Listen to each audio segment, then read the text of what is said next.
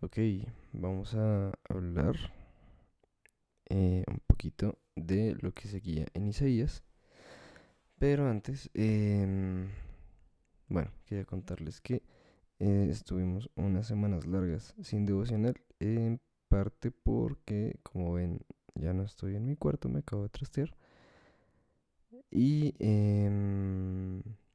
porque la universidad ha estado complicada y por otros temas personales, pero bueno, al final del día son excusas. Lo que quiero es que retomemos y que afortunadamente Isaías es bastante largo, entonces tenemos tiempito de intentar ponernos al día. Quién sabe si lo logremos, si no, no pasa nada. Pero pues está chévere que sigamos como con este estudio, que este es uno de los capítulos importantísimos del Antiguo Testamento. Y bueno, empezando con el capítulo 9. Este capítulo es relativamente corto, pero a mí personalmente hubo muchas cosas que sí me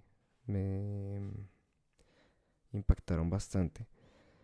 Y fue que, bueno, al principio pues seguimos hablando de la profecía de la que estábamos hablando ya en los capítulos anteriores, que es la venida de Jesucristo. Y la primera palabra que a mí me tocó mucho de este capítulo fue que dice que su reino y su paz no tendrán límite. Y aquí creo que se nos olvida mucho, y a mí personalmente, justo ahorita en tantos problemas, tanta cosa que pasó en medio del trasteo, eh, la plata, el internet, los servicios, etcétera, etcétera, como que todo se empezó a poner muy difícil en cierto punto y perdí mucho de vista esa paz que ya me fue entregada hace tiempo. Y como les decía, es algo que se nos olvida muy fácilmente, que por encima de todas las cosas que pasen, Dios tiene el control y nos da esa paz, y esa paz no tiene límite, pero los que estamos limitados somos nosotros. Siguiendo adelante, vuelve a haber otra profecía de juicio, o podríamos decir que es la misma profecía de juicio sobre Israel, de la que ya habíamos hablado en los primeros capítulos de Isaías. em, y me llamó la atención que en el versículo 13 em, dice que aún en la aflicción, aún en medio de la prueba, el pueblo no voltea a mirar a Jehová, no voltea a buscar a Jehová. Y justamente como les decía, esto fue lo que me pasó en estos días de de tanto ajetreo y de tanta cosa que pasó. eh, la solución que uno encuentra es recortar los tiempos con Dios. Es como, uff, no tengo muchos trabajos, entonces mejor dejo el devocional para mañana. Y no es como una, un llamado de atención a ustedes, aunque en parte un poquito sí, sino que también es un baldado de agua fría para mí, porque es como, ok, eh, si yo soy quien tiene la responsabilidad, si yo soy el que tiene la autoridad espiritual, yo mismo estoy fallando en esto de no darle el primer lugar a Dios. ¿Qué ejemplo estoy dando, no? Y, y sí, como les decía, es esto. O sea, creo que la solución es darle la espalda muchas veces cuando estamos en esa situación complicada, y ya cuando llegamos al punto de quiebre es como, ay, sí, Señor, ayúdame. Y realmente no sé si lo hacemos de corazón o simplemente porque ya no podemos más. Y aún así Él nos recibe, que es lo chistoso y lo impresionante. Pero bueno.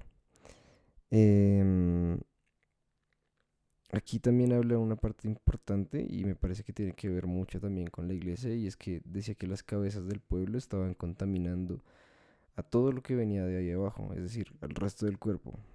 Y esto tiene mucho que ver con la iglesia hoy en día, porque vemos cosas como corrupción, como roscas, como X o Y cosas en las iglesias, tanto grandes como pequeñas.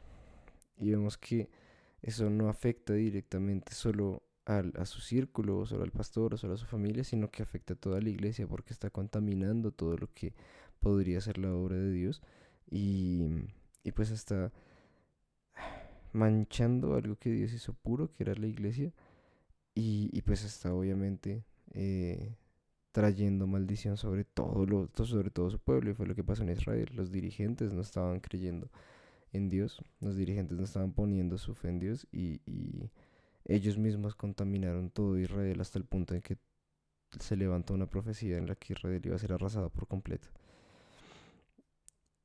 Y ya para terminar, al final de cada una de las como partecitas de la profecía, me pareció súper interesante que decía: ni con todo esto ha cesado su furor, su mano aún está extendida.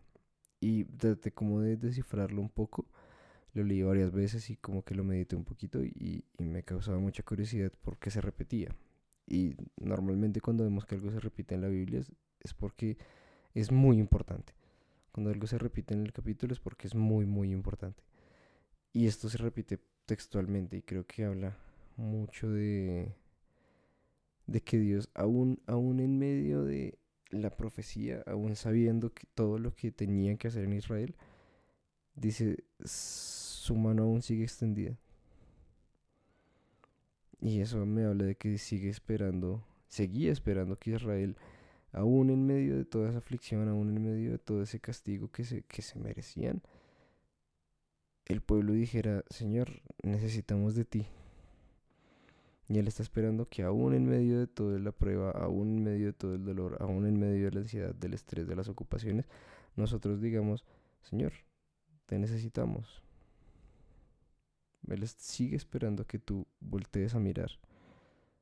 Y como les decía ahorita, la solución muchas veces humanamente para nosotros es darle la espalda, y Él sigue ahí esperando.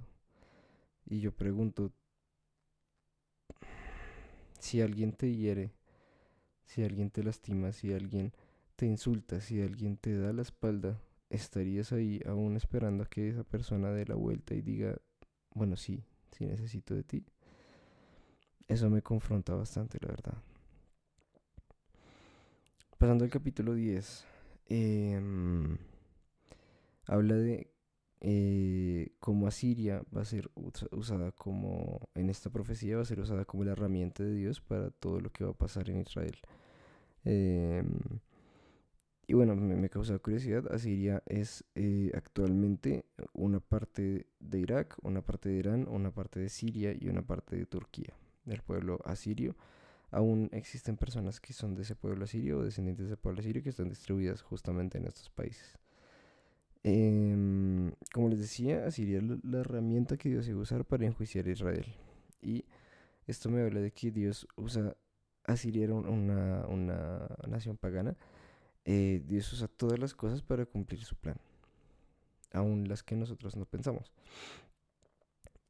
Y también me pareció muy curioso que dice como Asiria va a ganar en Israel, va a arrasar con Israel, pero ellos también se van a ensoberbecer. Y ellos también van a creer que lo hicieron por su mano y no sé qué. Así que también habrá castigo para ellos. Y no se me hace, ¿sabes? Como Dios es justo con todos.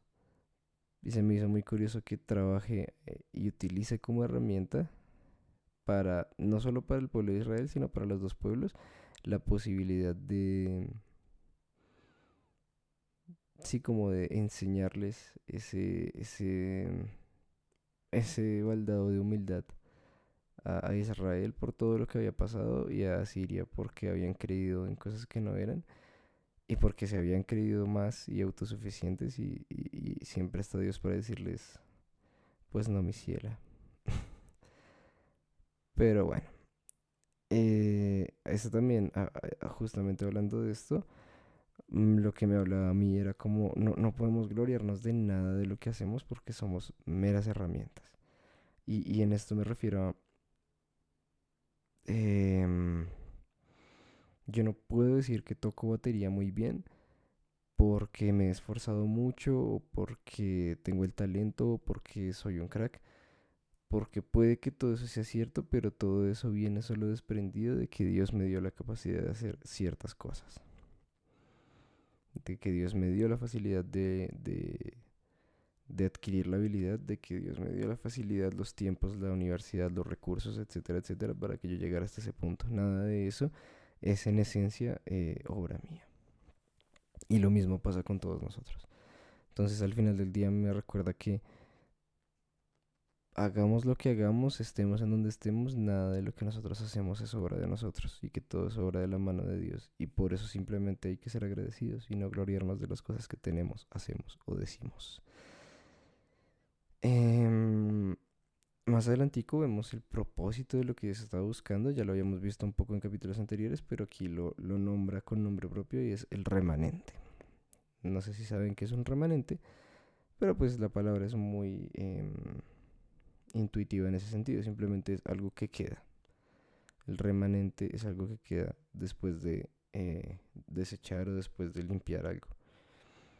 Entonces, Dios lo que está buscando con esta profecía, con este juicio, era encontrar justamente ese remanente que iba a volver a volver a mirarlo a Él, a volver a entregarle su fe a Él y poder volver a construir eh, lo que debería ser el pueblo de Israel hoy en día, o lo que debe ser, según la profecía. Y también me gusta que acabe el capítulo, bueno, no acaba tal cual así, es un poquito antes del final.